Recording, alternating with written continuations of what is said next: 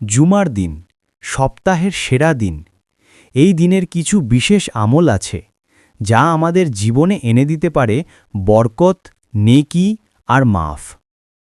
প্রথম আমল, দুরুদ শরীফ পাঠ। রাসূল সাল্লাল্লাহু আলাইহি ওয়াসাল্লাম বলেছেন, তোমরা জুমার দিন আমার উপর বেশি বেশি দুরুদ পাঠ করো। দ্বিতীয় আমল, সূরা কাহাফ পাঠ।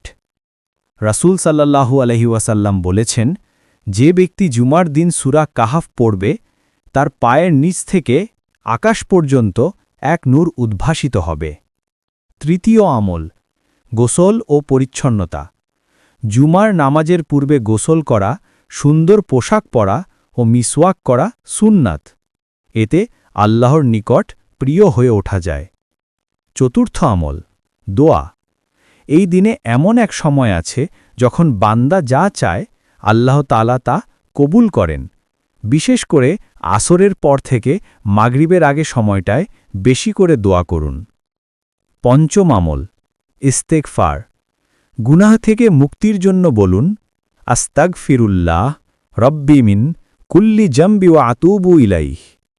আসুন আমরা এই জুমার দিনটিকে গুনাহ মাফ, বরকত আর ইবাদতের মাধ্যমে আলোকিত করি।